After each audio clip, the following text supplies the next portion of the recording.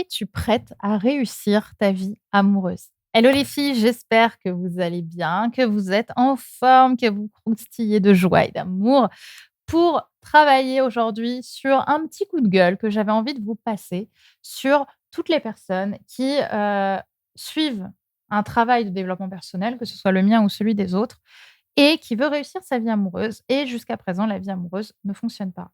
C'est un coup de gueule évidemment doux hein, que je vais vous faire. Je ne vais pas vous engueuler, vous traiter de tous les noms. Par contre, c'est hyper important qu'on en parle.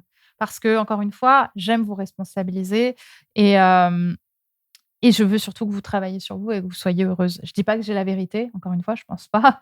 Mais en tout cas, j'ai vu ce chemin se faire pour beaucoup de mes clientes qui ont réussi à passer ce cap et qui sont aujourd'hui heureuses. Donc, à votre tour, OK? Le coup de gueule que j'ai voulu, c'est que, j'ai voulu faire ce sujet parce qu'on me dit, pardon, souvent: «Oui Brenda, mais c'est toujours la même chose avec les mecs. Ils sont tous comme ça et on fait ça et du coup, je veux ça et machin et le mec, il s'engage pas» et cetera. Bref, en fait, c'est toujours la même histoire que vous répétez au fur et à mesure du temps et on me demande toujours, finalement est-ce que, il y a un moment où ce sera facile de trouver l'amour? Est-ce qu'un jour je vais pas tomber enfin sur le mec qui va me faire vivre les choses autrement parce que lui, ce sera différent des autres? Alors rions tous bien fort les filles, rions tous bien fort. Évidemment que non. Si c'est toujours la même chose, si vous passez toujours par les mêmes schémas avec les hommes, posez-vous les bonnes questions. Posez-vous les bonnes questions. Arrêtez d'aller vers des mecs bourbiers. OK? Arrêtez d'aller vers des mecs qui respectent constamment le schéma que vous faites à chaque fois. Quand je vois parfois ce que certaines clientes me montrent comme, message, me montrent comme type de relation et c'est toujours pareil, j'ai beau donner tous les conseils du monde. On s'en fout, on suit son instinct, son cœur ou je sais pas quoi, sur tout ce qu'il y a entre les jambes. Oui, OK, non mais en fait lui ce sera différent. Au final, ça l'est pas. Posez-vous les questions. Vous voulez avoir des résultats différents dans votre vie, à vous de mettre en place des actions différentes. Allez, arrêtez d'aller voir des mecs qui séduisent uniquement ce que vous avez entre les jambes et qui ne viennent pas vous toucher dans le cœur. Par exemple, arrêtez d'aller voir des mecs qui viennent juste confirmer l'histoire que vous vous racontez comme quoi vous êtes une nana importante et allez aussi voir des mecs qui viennent vous toucher dans le cœur. Arrêtez de vouloir incarner quelque chose que vous n'êtes pas. D'accord? Allez chercher autre chose. Arrêtez d'être dans l'imaginaire avec les hommes, à toujours imaginer la vie que vous allez avoir plus tard avec ce mec. Vivez le présent, vivez le réel. Qu'est-ce qui se passe dans le réel? Ce que je veux dire, c'est que réussir sa vie amoureuse, ça demande de faire les choses différemment, souvent. Ça demande de s'incarner différemment, de se ressentir, d'arrêter de porter un masque, d'arrêter de porter le masque de la meuf super puissante, de la meuf super égocentrée, de la meuf, super performante. Parce que je vous répète à chaque fois que c'est pas ça qui touche les hommes. Ce qui touche les hommes, c'est ce que vous avez dans le cœur, pas, combien vous êtes une femme forte et puissante ou combien vous arrêtez pas de répéter que les mecs sont des salauds parce que vous espérez que lui vous fasse estimer le contraire. Ça se joue pas comme ça, en fait. Ça se joue plus comme ça depuis longtemps.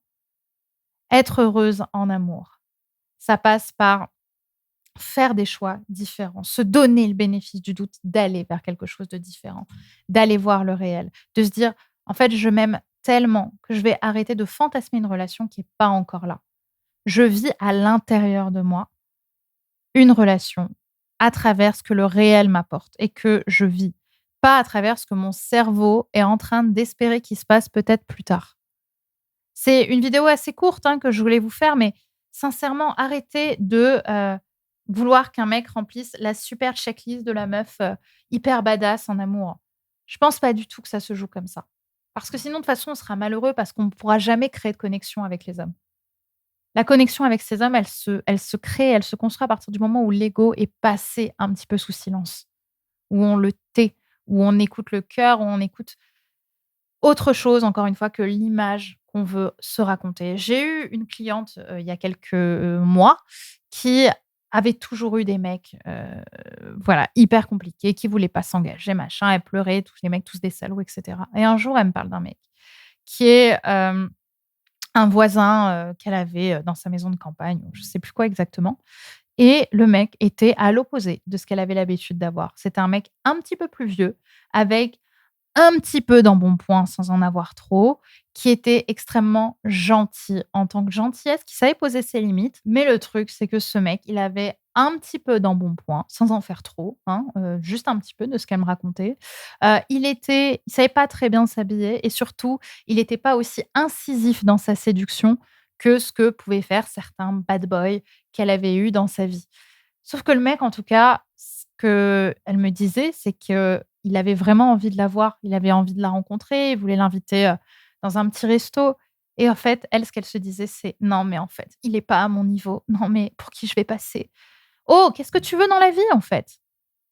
Je dis pas qu'il faut abaisser une forme de critère, juste de mettre sa concentration et son énergie sur ce qui est vraiment important, de s'autoriser à dépasser l'ego. Pas pour se mettre avec lui, hein, encore une fois, on ne peut pas savoir ce qui se serait passé. Mais déjà de se dire: «Je dépasse l'ego pour rencontrer ce mec», savoir s'il peut me toucher et accepter peut-être l'idée que ce mec, ben, il sera peut-être étonnant selon l'histoire que je me raconte de ce que les autres vont penser de ma relation avec ce mec parce que moi je m'attendais à être avec un bad boy super hard.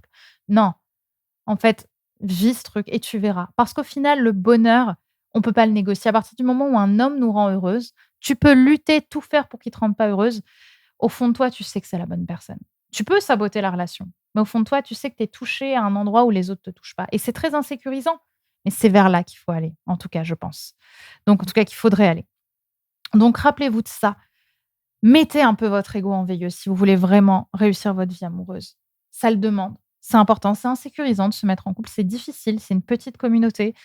Mais finalement, si vous voulez trouver l'amour, ça demande par passer par ça. Ça demande à dépasser ça pour réussir à être en couple, à sortir de l'ego, l'ego, l'ego et laisser aussi ces hommes-là s'exprimer, se montrer et peut-être que même avec le temps, une semaine, 2 semaines, 3 semaines plus tard, ils vont vous montrer quelque chose de sacrément séduisant qu'ils osaient peut-être pas ou qu'ils ne savaient peut-être pas montrer au début. Prenez soin de vous les filles. J'espère que cet épisode vous aura plu, il a été un peu différent.